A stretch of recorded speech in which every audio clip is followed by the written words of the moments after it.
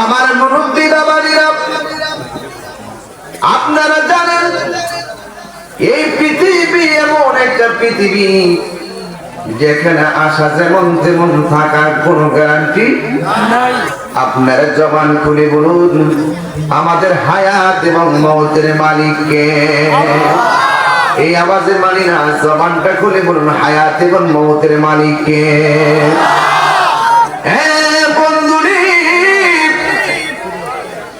যারা এত গভীর রজনীতে মাহফিলে বসে আছেন, কেউ কথা বললে আমি ওয়াজটা সুন্দর করে বোঝাতে পারবো না। আমার আল্লাহ ডাক দিয়ে বলে, পৃথিবীর মানুষ, আমি আল্লাহ তোমারে বানাইছি একমাত্র আমার গোলামি করার জন্য। নামাজের মাধ্যমে যারা গোলামি হয়, রোজার মাধ্যমে তার গোলামি হয়, যাকাতের মাধ্যমে তার গোলামি হয়। কিন্তু একটা কথা মনে রাখবেন, হকের পথে থাকলে মানুষ আপনাকে তিরস্কার করতে পারে, হকের রাস্তা থাকলে মানুষ আপনাকে নিন্দা করতে পারে। জিহাদ করে হকের পথে যারা থাকবে তাদের উপরে রহমত দেওয়ার মালিক হলো একজন। জবান খুলে বলেন তিনি কে? আল্লাহু ওয়ালিয়ুল্লাযীনা আমানু ইউখরিজুহুম মিনাজ যুলুমাতি ইলান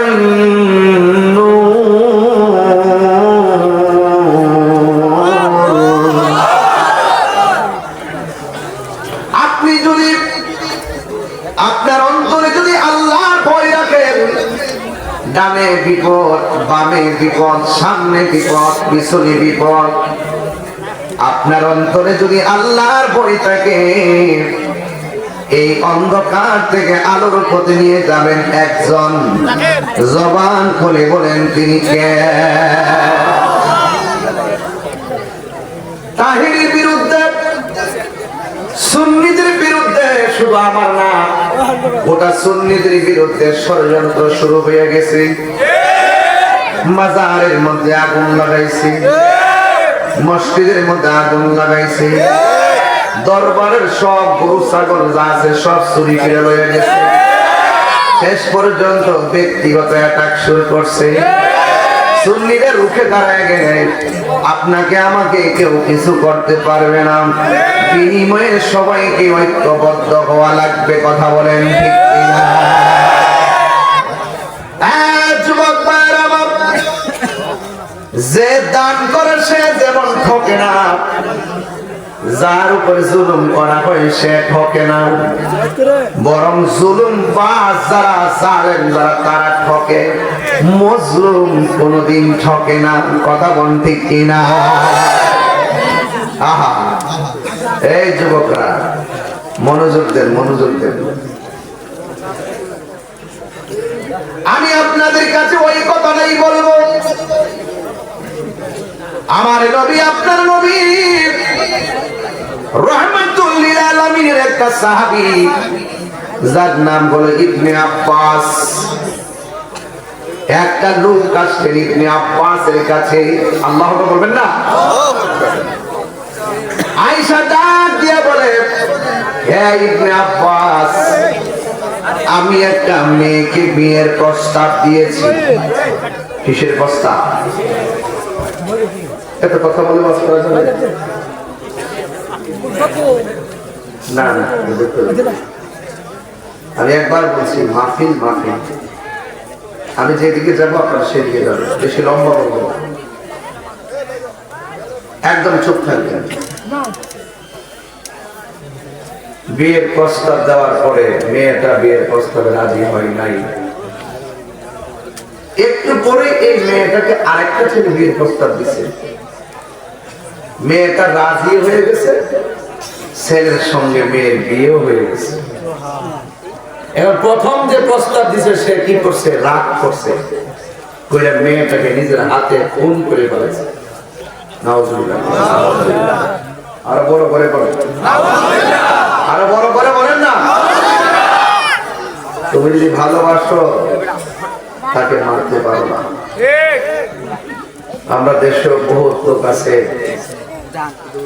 সম্পর্ক তৈরি করে, ছেলে মেয়েকে প্রস্তাব দেয়, মেয়ে ছেলেকে প্রস্তাব দেয়, মা বাপ রাজি না, দুইজনের ফোনের মাধ্যমে যোগাযোগ করে বাড়ি থেকে বের হইয়া দুইজনে পরামর্শ করে, তোমার আব্বা তো রাজি না, আমার আব্বা তো রাজি না, এ জন্মে যদিও তোমার না পায় পর জন্মে তোমার পায়, আসো আমরা একটা সিদ্ধান্ত নিই, কি রশির এক পাশে তোমার গলা আর এক পাশে আমার গলা, ডাইরের মধ্যে লাগাইয়া আমরা একসাথে মারা গিয়ে দেখিয়ে দিব আমরা কেমন প্রেমিক প্রেমিকা।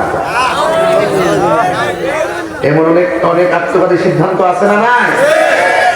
বিনিময়ে ওই মা তার সন্তান হারাইলো, ওই মা তার মেয়ে হারাইলো, শেষ পর্যন্ত এই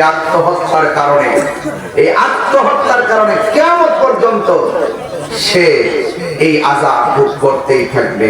কথা বলেন ঠিক কিনা? যখন কোনো মেয়েকে প্রস্তাব দিবা, মেয়ে যদি রাজি না হয়, আপনি মনে মনে ভাববেন যে এই মেয়েটা আমার নসিবে নাই, আমার তকদিরে নাই। যার সাথেই তোমার সম্বন্ধ হবে বুঝবা যে তোমার কপালে ফাঁকি লিখে রাখা হয়েছে, হাজার চেষ্টা করলেও সেটা ফেরানো সম্ভব নয়। দেখছেন কথা তো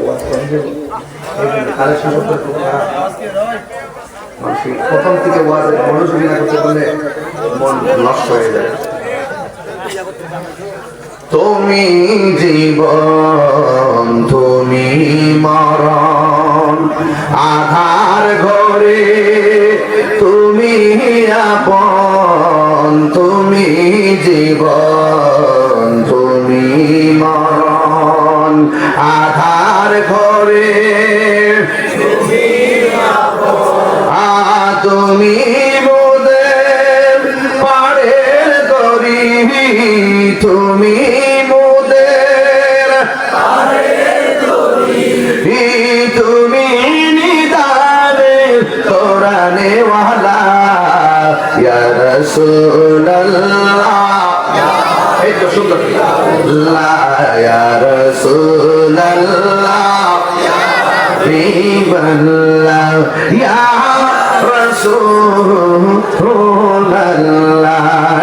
তুমি মোদের আশার আলো, তাই তো তোমার নসিব ভালো, তুমি মোদের আশার আলো, তাই তো তোমায় নসিব ভালো, আর হৃদয় নামের ফুলদানিতে, হৃদয় নামের ফুলদানিতে গেতে রেখেছি প্রেমের মালা, ইয়া রাসূলুল্লাহ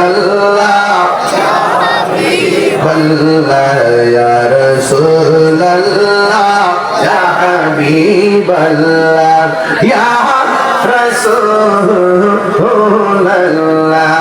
একটা জবান বন্ধ রাখবেন না, হায়াত এবং মৌতের মালিককে।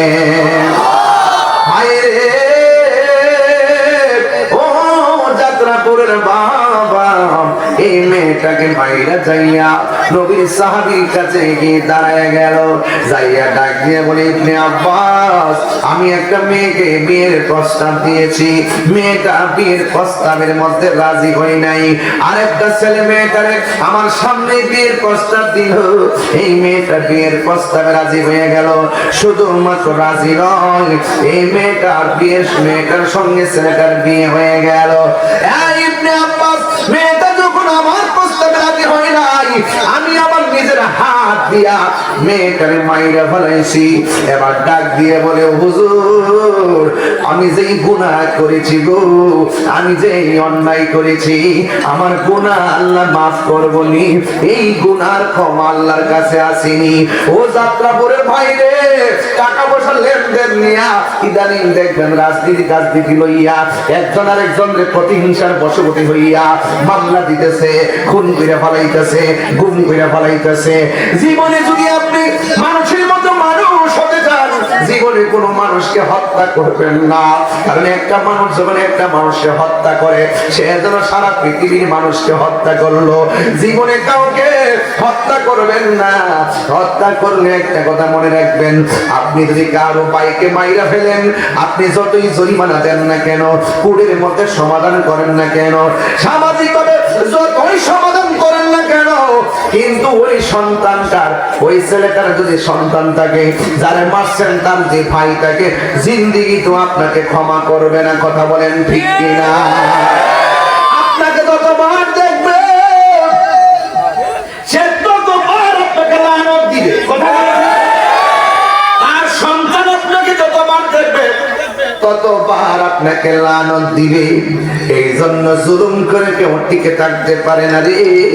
এবার ছেলেটা ডাকিয়ে, হুজুর আমি যে মেয়েটার মাইরা বলাইছি আমার কোনো ক্ষমা আসেনি গো।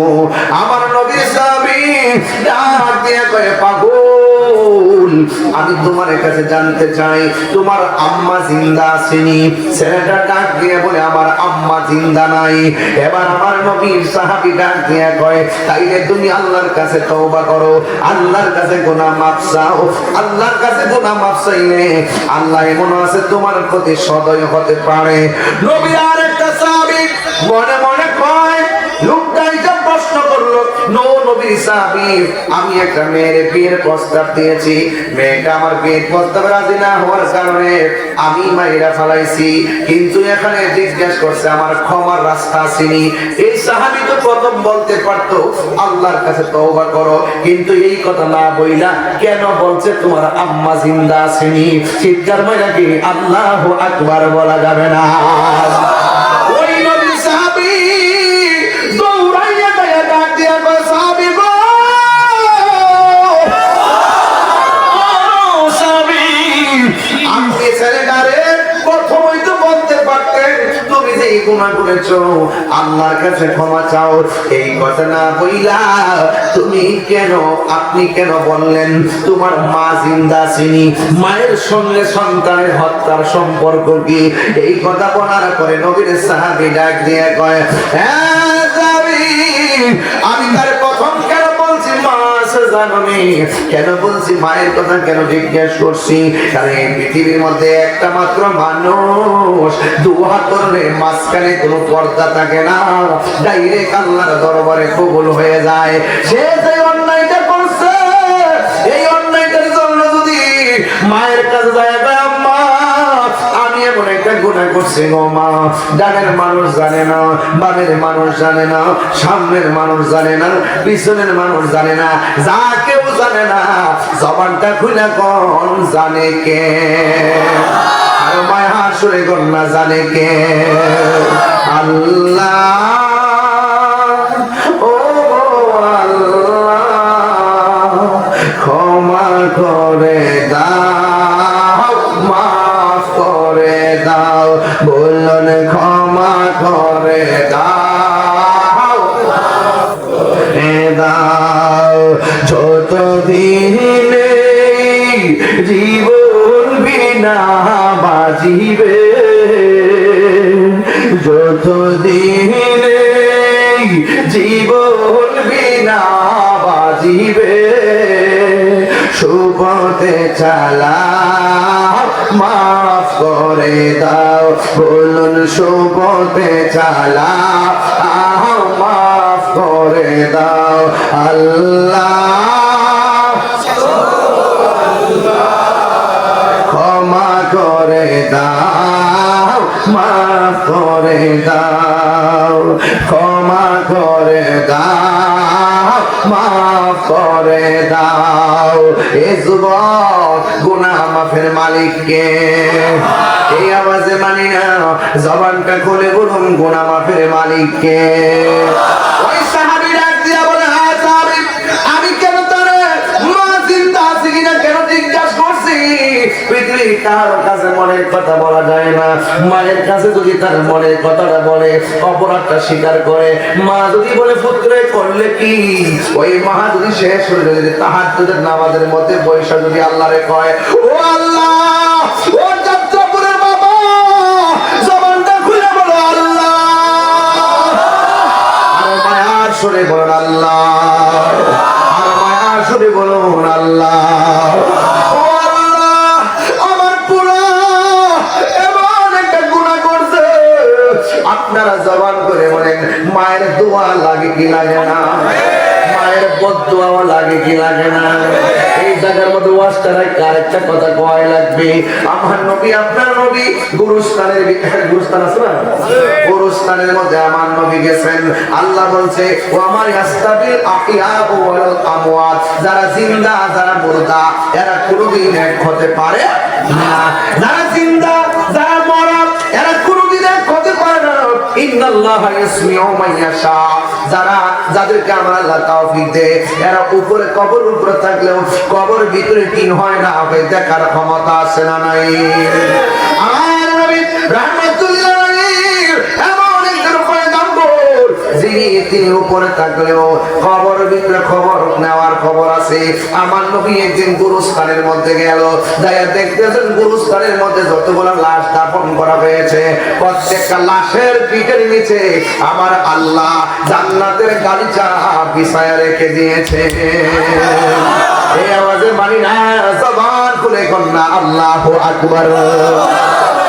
আমার নবী মুস্কি মুস্কি হাসলেন।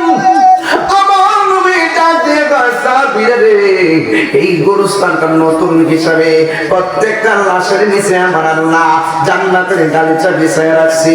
দেখতে দেখতে নবী আমার আরেকটা কবরে পড়ে গেল, যাইয়া নবী চোখের পানি ফলায়া ফলায়া কান্না শুরু করলো। নবীর সাহাবীরা ডাক দিয়ে বলল নবী গো, আপনার হাসি দেখলে মনে শান্তি পায়, আপনার চোখে পানি দেখলে আমাদের হতাশার শেষ নাই।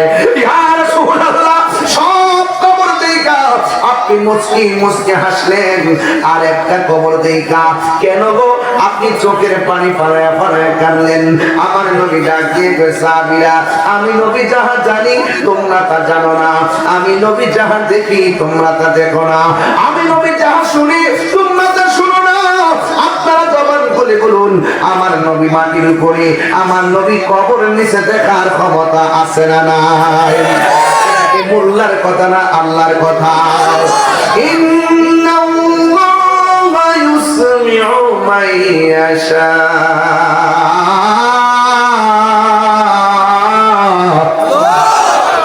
নিশ্চয়ই আমার আল্লাহ রাব্বুল আলামিন কাউকে কাউকে কবর আযাব দেওয়ার সুযোগ দেয়, যেমন আমার নবী সব কিছু দেখতেন। এই কথা দিয়ে সাহাবীরা, আমি কেন হাসছি তোমাদেরকে বলেছি, কিন্তু কেন কান্না করে তোমাদেরকে এখন বলা যাবে না। তাড়াতাড়ি বাজারের মধ্যে যাও, বাজারের মধ্যে যাও সুন্দর করে মাইকিং করে দাও যে গুরুস্থানের মধ্যে কার কারা পর্যন্তের লাশ শুয়ানো হয়েছে। এই যাত্রাপুরের মানুষ, গুরুস্থানের ভিতরে আজ থেকে প্রায় 20 বছর আগে আপনার দাদারে শোয়াই দিয়েছেন, দাদার কবর ভাঙিয়া ফেলে দিয়েছে, কবরটা বিলীন হয়ে গেছে, এখন আর আগের কবর খুঁজে পাওয়া যায় না।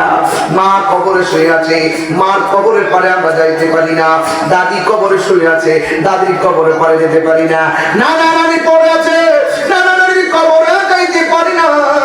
আমার নবী আপনার নবী রাখ দিয়ে কয় ও সাহাবীরা বাজারের মধ্যে যাও, বাজারের মধ্যে যাই একটা এলান করে দিবা এই গুরুস্থানের ভিতরে কার কার আপনজনদের লাশ দাফন করা হয়েছে। সবাই যেন আপনজনদের লাশের কবরের পারে এসে দাঁড়ায়া যায়। সবাই যাই এলান করে দিল, রাহমাতুল্লিল আলামিন সুন্দর করে ঘোষণা করে দিলেন। নবীর ঘোষণা শুনি না সবাই গুরুস্থানের মধ্যে লাইন দিয়ে এসে গেছে। সন্তানের পাশে মা দাঁড়ায় গেছে, সন্তানের পাশে বাবা দাঁড়ায় গেছে, মায়ের পাশে ভাই দাঁড়ায় গেছে, স্বামীর পাশে স্ত্রী দাঁড়ায় গেছে। এতিমের মতো কইরা কবর পাড়ের মধ্যে সুন্দর করে দাঁড়ায় গেছে। আর সাহাবায়ে কেরাম অপেক্ষা করতেছে। নবী আমার সব কবর দেখে হাসলেন, একটা কবর দেখে নবী কেন কাঁদলেন? এই কবরটার রহস্যটা কি? এই কবর রহস্য আমার নবী জানে কি জানে না? আমার নবী তাকায় রইছে, এই কবরের পরে কে আসে দেখতেছেন একটা বুড়া মহিলা, লাঠি বড় করে করে হাঁটতে পারে না, কবরটা বাঁকা।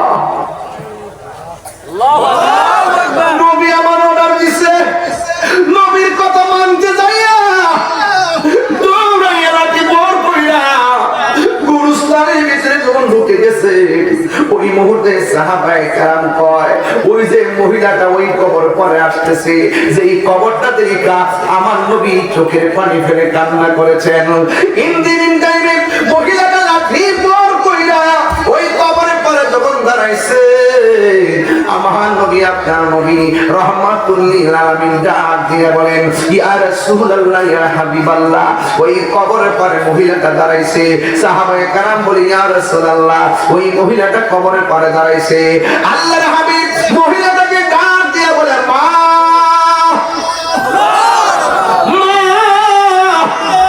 এই কবরের পরে আপনি দাঁড়াইছেন, আমি নবী জানতে চাই কবরের ভিতরে লাশ হয়ে কে পড়ে আছে। ওই মহিলাটা চোখের পানি ফলায় ফলায় কান্না করে, ও নবী গো, এই সন্তানটা আমার সন্তান কবরে আছে। আমার নবী বলে, মা আপনি জানেননি আপনার সন্তানটা কবরে কেমন আছে? মহিলাটা ডাক দিয়ে কয়, আল্লাহ এবং তার নবী ভালো জানে, আল্লাহ এবং তার হাবিব ভালো জানে। আমার নবী ডাক দিয়ে বলে, মা গো, ও মা, এই সন্তানটা কবরের ভিতরে জাহান্নামের বিছানার মধ্যে ছটফট করতেছে, আর কান্নার আওয়াজে মাগরিব থেকে মাসিক সীমাল থেকে জুনুব পর্যন্ত মানুষের জিন যারা সবাই তার কান্নার আওয়াজে অতিষ্ঠ হয়ে গেছে। এমন ভাবে জাহান্নামের আগুনের বিছানার মধ্যে পড়ে আছে। এই কথাটা মা শুনলেন। পৃথিবীর সব মা সন্তান কান্নার কষ্টের কথা শুনলে চোখের পানি ফেলায় কান্দে, কিন্তু এই বুড়া মহিলা হাতের মধ্যে লাঠি লইয়া তিনি আর কান্দে না, তিনি একটা মুচকি হাসি মারছে। সাহাবীর সামনে নবী ডাক দিয়ে কই, মা সন্তানের কষ্ট শুনে কেন কাঁদলা না? সন্তানের কষ্টের কথা শুনে কেন গো হাসলা? তার কারণটাকে একটু মেহেরবানি করে বলো না। মহিলাটা বলে, নবী গো, নবী গো, নবী গো, নবী গো, মায়ার নবী, দয়ার নবী, আমি কেন হাসছি জানেননি? এই সন্তানটা যেদিন আমার পেটের মধ্যে কনসেপ্ট হয়েছে, সেই দিন থেকে আমার আনন্দের কোনো সীমা ছিল না। এই সন্তানটা যখন পানির ফোঁটা থেকে রক্ত, রক্ত থেকে গোশত, গোশত থেকে হাড্ডি, হাড্ডি থেকে ওই মানুষের